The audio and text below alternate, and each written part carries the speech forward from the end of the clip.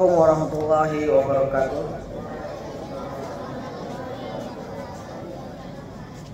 Alhamdulillah wassalatu wassalamu ala Rasulillah wa ala alihi wa ashabihi wa man wala wa la hawla wa la quwata illa billah. Alhamdulillahilladzi ahyana ba'da ma amatana wa ilaihi nusur. Alhamdulillah kita dibangkitkan lagi oleh Allah. Sebahagian di antara kita tidur terus, artinya kiamatus sughra, meninggal. Ya, alhamdulillah kita Allah bangkitkan untuk beribadah. Sebab itu kita harus bersyukur. Ibadah yang paling utama adalah menyembah Allah, salat. Ibadah yang kedua adalah talabul ilmi. Karena dengan menuntut ilmu ibadah kita jadi benar. Sembahlah Allah dengan ikhlas dan shawwad. Ya, adik-adik menuntut ilmu dari kecil sehingga adik-adik berjumpa dengan Allah dan Allah ridho cara ibadah adik-adik sekalian, dimasukkan jannah. Untuk beribadah yang baik kita menuntut ilmu caranya, dan orang yang paling baik ibadahnya adalah Rasulullah SAW. Oleh sebab itu kita belajar sejarahnya. Bagaimana Rasulullah sholat, berjuang, berdoa, ya, mengurus keluarga, mengurus negara ini, ya, begitu. Rasulullah sendirian, tapi suksesnya sampai sekarang dan sampai nanti di akhirat nanti kelak. Terus sebab itu adik-adik, anak-anakku sekalian, bapak guru, ibu guru yang saya hormati, mari kita lanjutkan kajian kita. Sudah sampai di bab 5, yaitu kelahiran Nabi Muhammad sallallahu alaihi wasallam. Kalau kita Ahlussunnah wal Jamaah ala manhajus saleh, salafus saleh, memperingati Nabi Muhammad setiap saat, mempelajari sirahnya setiap saat seperti ini. Jangan setahun sekali, ya, setahun sekali bahasa Arab nggak paham lagi, nggak bagus itu. Setiap hari, setiap adik anak-anak ada kesempatan baca kisah Nabi Muhammad sallallahu alaihi wasallam. Kalau saya sebut Nabi Muhammad, kamu boleh sallallahu alaihi wasallam. Ya. Kita di halaman 231 tentang kelahiran Nabi. Ustadz Dr. Al-Fadil Firanda Dija LCMA menulis di halaman 231 tentang kelahiran Nabi Muhammad SAW di bab 5 nih, awal bab 5. Saya bacakan, dengarkan baik-baik ya. Sebelum membahas lebih jauh tentang kelahiran Nabi Muhammad SAW, terlebih dahulu kami akan menjelaskan terkait pembagian suku Arab secara global, asal usul pembagian tersebut serta nasab Rasulullah SAW. Karena Rasulullah orang Arab, kita umat Islam harus mengetahui tentang seluk-beluk orang Arab. Jangan alergi, ya, jangan ada kata-kata bentar-bentar Arab, ya, mau dijadikan Arab deh. Enggak. Kita mempelajari Arab karena Rasulullah orang Arab, Al-Quran bahasa Arab, ilmu-ilmu syariah bahasa Arab, ya begitu. Kalau misalkan Allah menurunkan Rasul terakhir orang Jawa atau orang Sunda atau orang Batak, Padang, kita pelajari bahasa Batak. Tapi Rasul sudah ditakdirkan, ya orang Arab, gitu loh. Jadi kita terima, dan Allah Maha tahu. Kita udah baca sebelumnya itu. Hikmah, satu bahasa Arab, satu bahasa persatuan yang paling unggul, nggak ada bahasa keduanya. Ya, dosen Ustadz di Victoria University bilang bahasa Arab itu nomor 1, nomor 2 nggak ada, nomor 3 nggak ada, nomor 3, 4 nggak ada. Kita sudah buktikan. Jazirah Arab nggak pernah terjajah, daerah Arab tuh nggak pernah terjajah. Kayak kita 300 tahun. Mesir 500 tahun dijajah sama Romawi. Hampir semua negara pernah dijajah. Arab tidak pernah. Arab tidak pernah ada bersatu dalam menyembah. Dia nyembah berhala beda-beda. Makanya Rasulullah banyak hikmahnya. Nah sekarang pembagian suku Arab. Para ulama menjelaskan bahwa suku Arab secara umum terbagi menjadi 3. Terbagi jadi berapa adik-adik? 3. Arab secara umum dari dulu sampai sekarang dibagi menjadi 3 bagian. 1. Arab Baidah. Ya ingat nih, Al-Arabu Al-Baidatu. Ya. Al-Baidah yaitu suku Arab yang telah punah, habis sudah. Karena dosa-dosa mereka menentang Allah seperti kaum Ad dan Samud. Itu orang Arab tuh, turunan. Ya di sini ceritakan, sudah kami sebutkan sebelumnya bahwa maka bahwasanya lafal Arab dari tinjauan bahasa kembali kepada tempat yang penuh bebatuan. Asli kata Arab, adik-adikku, anak-anakku, itu tempat yang penuh bebatuan, padang pasir, itu Arab. Atau ya tandus, gersang, dan tidak ada tumbuhannya. Tetapi lafal Arab juga biasa digunakan untuk menunjukkan kepada para penghuni tempat tersebut. Manusianya bisa disebut Arab. Daerahnya Arab juga. Adanya pohon yang berbatuan untuk kaktus. Seperti pohon zakum. Zakum itu berduri buat makanan orang ahli jahanam. Waktu dia lapar dikasih pohon zakum, dan zakum di jahanam lebih dahsyat lagi. Kamu pernah lihat onta makan? Hah? Pernah? Belum lah. Onta itu makannya pohon-pohon yang berduri kayak pohon zakum, dia kunyah. Ya, Ustaz punya teman di Australia, banyak di sana banyak onta dibawa oleh cameler. Cameler itu orang Ambon, ditugaskan untuk menaklukkan padang pasir, dia bawa onta. Banyak di sana, murah.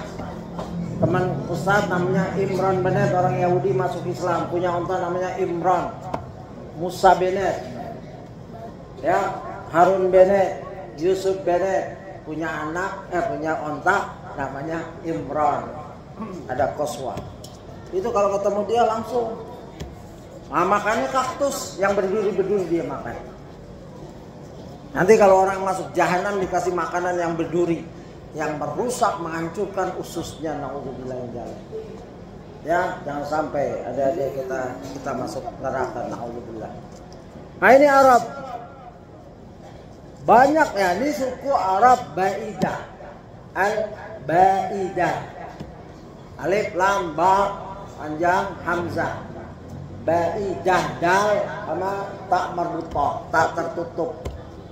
Al-Baidatu. Arab yang sudah punah. Ya, banyak suku Arab yang sudah punah seperti suku Ad.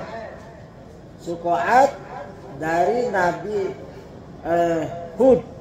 Waktu Nabi Hud diutus, itu kaumnya disebut kaum Ad, yang menyembah berhala kedua, yang syirik kedua. Setelah Nabi Nuh, kaum Ad syirik. Mereka nggak menyembah Allah dengan benar, ya, maka dihancurkan. Banyak ceritanya, saya sudah kumpulkan, tapi mungkin kita nggak bisa baca semua karena waktu kita sempit. Ya kita sekilas saja. Jadi kaum itu hancur sudah. Ya, diturunkan awan hitam yang mereka pikir awan ini awan rahmat, hujan rahmat. Allah akan turunkan rahmat, tenang saja. Taunya mereka dihancur leburkan, maka punah. Ini sampai sekarang. Dan yang kedua adalah suku Samud, yaitu Nabi Saleh. Kesyirikan kedua dibawa oleh bangsa Samud. Diutuslah Nabi Saleh alaihissalam. Jadi manusia itu dulu bertauhid. Adam alaihissalam bertauhid sampai 7 turunan, baru syirik di zaman Nuh. Itu kesyirikan pertama, Nuh alaihissalam. Lalu kesyirikan kedua adalah Nabi Hud, ya, kaum Ad. Diutuslah Nabi Hud alaihissalam. Lalu kesirikan ketiga, Samud, bangsa Samud. Diutuslah Saleh alaihissalam. Begitu adik-adik. Dan kesirikan sampai sekarang masih ada. Kenapa? Ayo, ada yang bisa jawab? Kenapa kok kesirikan masih ada sampai sekarang? Karena tokoh kesirikan yaitu siapa? Iblis laknatullah diizinkan oleh Allah masih hidup sampai sekarang. Semua kerusakan sumbernya dari Gembong. Gembong tahu? Bosnya mafia kesirikan, yaitu Iblis laknatullah. Dia si setan iblis ini dendam, hasad. Makanya ada yang nggak boleh hasad teman-temannya. Kalau hasad itu sifat iblis, ya. Adam dimuliakan, iblis hasad, ya. Nggak boleh sombong, menolak perintah Allah, aba wastakbar. Ini sampai sekarang kita masih ada kesirikan gara-gara sifat hasad. Berasa lebih mulia dari Adam. Khalaqtahu min tin wa khalaqtani min nar. Dia Allah, engkau ciptakan dia dari tanah. Iblis tuh ngomong sama Allah, tahu Allah. Pernah di jannah bersama-sama Adam, pernah di langit, tapi membangkang. Ya, begitu. Dan dia takut Allah. Ya. Anda bariun dalam peperangan, setelah terjadi peperangan, iblis berlepas diri. Ini kesirikan. Efek orang yang ikut iblis dibantai di zamannya nabi-nabi. Semuanya itu dibantai. Kalau sekarang enggak, sebagian saja. Misalkan daerah ini syirik, dihancurkan Allah. Ada di daerah Jawa, buminya dibalik, gunungnya dibalik dan dicatat. Kaum Pompei itu orang yang bermaksiat yang tidak pernah dilakukan oleh manusia sebelumnya, yaitu berhubungan laki dengan laki, perempuan dengan perempuan, LGBT, dihancurkan oleh Allah. Ini kaum dahulu. Nah, kaum Hud, kaum Saleh dihancurkan. Ini Arab baidah, Arab yang sudah punah. Begitu. Serem kan? Iya. Makanya kalau nanti haji terus diajak ke daerah-daerah tempat-tempat ini masih ada. Ya kalau bisa jangan, karena itu tempat terkutuk yang sudah kalau datang ke situ harus nangis, bukan foto-foto, selfie, makan-makan piknik. Tempat-tempat ini nggak bagus, nggak berkah. Ya. Kalau berjalan, Nabi pernah berjalan atau dalam peperangan lewati tempat itu cepat-cepat, nangis kalau bisa, mengingat kejadian Allah hancurkan mereka, jangan sampai kita juga kena. Makanya sholat yang benar adik-adikku, anak-anakku sekalian, sholat subuh 2 rakaat, sunnah 2 rakaat, subuh 2 rakaat, terus tauhid, nggak boleh syirik, nggak boleh mau diajak ke dukun. Kalau nenek kita ngajak, ayo ke sana nak, biar kamu lulus sebelum ujian, ke kuburan ini jangan mau. Itu bentuk-bentuk kesyirikan. Ya, ada syirik asghar kalau meyakini cuman perantara, ada syirkul akbar kalau benar-benar minta pada ahli kubur. Jangan, ya. Ada nggak yang kayak gitu? Mau ujian ke kuburan ini dulu. Masih ada nggak? Nggak ada kan? Alhamdulillah. Lulus tapi syirik itu apa? Nilainya bagus 100. Ujungnya syirik, masuk neraka. Bisa kekal, bisa berat dulu. Ini bangsa yang dihancurkan. Arab yang kedua namanya ya Al-Arabul Al-Aribah. Ini dia itu Arab asli. Aslinya Arab ini nih. Siapa dia? Menurut penjelasan para ulama, nasab Arab Al-Aribah bermuara pada suku besar Al-Qahtaniyah yang berasal dari Yaman. Di antara cabang suku tersebut adalah suku Saba. Nama-nama ini biarkan, kalau ada anak-anak kalian nggak paham, biarkan saja. Lewat masuk nanti disimpan. Nanti ada anak-anak sekalian search sendiri, tanya guru. Ustadz, Pak Guru, Sabah apa sih? Ya, Qahtania apa sih? Kalau dijelaskan sekarang nggak cukup waktunya. Dan dari suku Sabah lahirlah dua suku yang sangat besar, yaitu Kahlan dan Himyar. Numpuk kan tuh, ya. Arab Al-Ari tadi Baida, Hud, Soleh. Sekarang Arab Al-Aribah.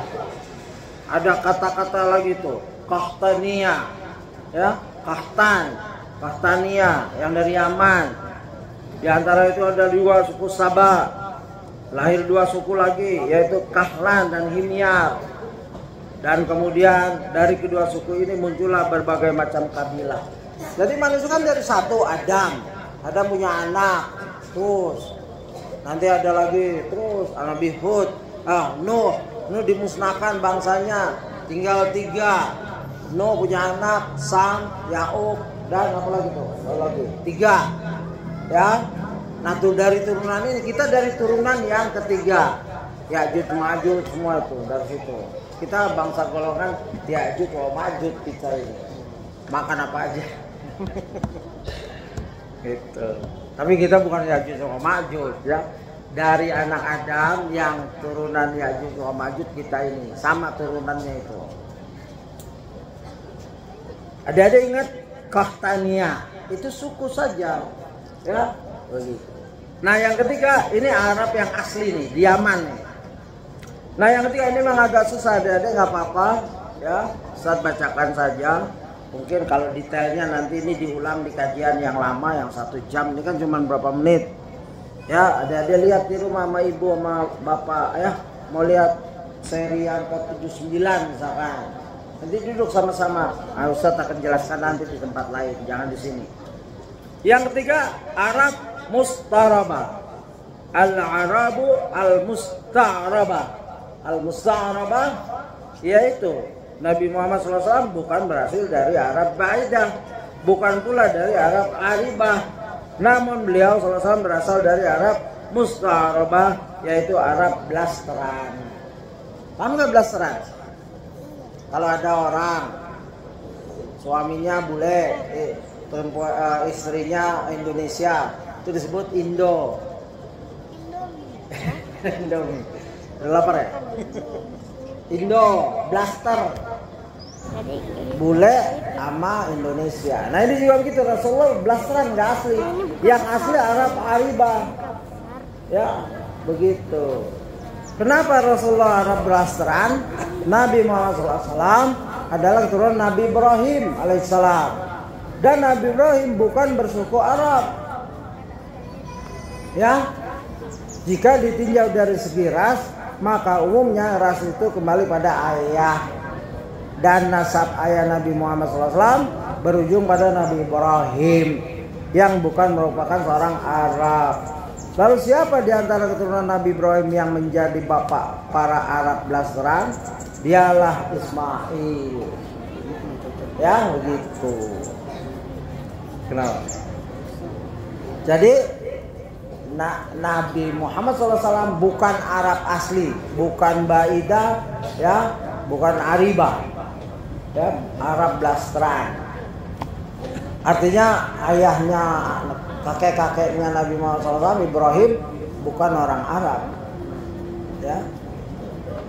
Dari Ismail, Nabi Ismail nikah dengan orang Arab, yaitu dari suku Jurhum. Ismailnya. Kalau Ismail, nah anak Ibrahim. Paham nggak? Nggak apa-apa, nggak paham. Jadi Arab Baidah suku Arab yang terkunah, Al-Aribah Arab asli, Arab Musta'aribah Arab blasteran. Nah dari Arab Baidah ada 2 suku, Ad dan Samud sudah musnah. Dari Arab Aribah lahirlah Qahtania. Asli itu, Arab asli itu ada Qahtan. Ada ulama-ulama masih ada tuh nasabnya Qahtan, ya. Salah satunya Abu Sa'id Al-Qahtani, kalau salah. Asa ya. Nah, kalau Rasulullah Arab Mustaribah, Arab blasteran, ya, sampailah ke Rasulullah sallallahu alaihi wasallam. Ya udah 20 menit. Ada pertanyaan? Saya mau tanya, Siapa yang tidak paham? Kalau nggak nunjuk tangan berarti paham semua. Alhamdulillah. Siapa yang tidak paham? Paham semua? Anak-anak yang perempuan paham semua? Ada yang mau diulang? Enggak ya? Jadi Arab ada berapa? 3. Arab apa yang satu? Hah? Satu ya? Yang pertama apa? Baidah. Ya, pintar. Yang kedua? Baidah artinya Arab yang sudah punah, hilang. Ya kan? Yang kedua? Hah? Arab? Al-Aribah. Al-Aribah? Kahtani. Arab yang ketiga? Mustaribah. Mustaribah. Yaitu blasteran. Begitu aja. Ingatnya gini, Arab yang sudah punah, Arab yang asli, dan Arab blasteran. Punah, asli, blasteran. Punah, Hud, Saleh. Yang asli Kahtaniyah. Yang blasteran Rasulullah SAW. Bapaknya bukan Arab, ibunya Rasulullah, nenek-neneknya Hajar, Kiptiyah. Hajar itu hadiah dari Firaun kepada Nabi Ibrahim. Dia bukan Arab. Tapi Ismail menikah dengan orang Arab. Nah, dari turunan Ismail inilah lahir Rasulullah SAW. Jadi demikian adik-adik, beginilah belajar sejarah, harus sabar. Ya, adik ulang terus, nanti suatu saat, oh ini maksudnya yang Ustadz ceramahin. Ustadz juga pernah dengar ceramah, nggak paham. Waktu SD kelas 1 pas maulidan, gurunya baru masuk pertama, dia cerita tentang maulidan. Ya, maulidan tau kan? Maulud, lahirnya Nabi. Dia cerita Nabi Muhammad pernah jumpa pendeta Bahira. Dulu cuma pendeta doang, pendeta Bahira. Saya dengerin terus, nanti baca buku ketemu lagi sejarah itu. Nanti baca lagi, sudah mulai dewasa beli buku baca lagi. Terus begitu sampai mau mati kita ulang pelajaran ini. Murojaah namanya. Ustaz ini baca ini mungkin yang ke 100 kali tentang kisah-kisah ini. Tapi jangan bosan. Karena ini Nabi yang kita cintai. Tidak kenal maka tidak sayang, tidak kenal maka tidak cinta. Jangan baca kisah-kisah bintang film Korea terus, jangan. Hafal nama bintang Korea. Naudzubillah. Gak ada kan adik-adik? Bintang football hafal, pemain football terkenal. Tapi Rasulullah nggak paham, sahabatnya nggak paham. Ini nggak boleh. Orang Islam akan rusak dengan sendirinya dengan meninggalkan sejarah yang begitu banyak manfaatnya. Ya, ulama menyatakan belajar sirah, ya, manfaat dunia dan akhirat. Belajar sirah seperti belajar surat dalam Al-Quran. Demikian adik-adik, Ustaz mohon maaf jika pembawaannya kecepatan, dan ini akan Ustaz ulang di video selanjutnya 1 jam, jadi tenang. Nah, sini cuma 25 menit sekedar motivasi. Ya, kalau bisa dapat pulang dengan Arab asli, Arab yang sudah punah, Arab asli, Arab turunan Nabi, ya boleh, itu aja. Demikian, subhanakallahumma bihamdika asyhadu an la ilaha illa anta astaghfiruka wa atubu ilaik. Assalamualaikum warahmatullahi wabarakatuh.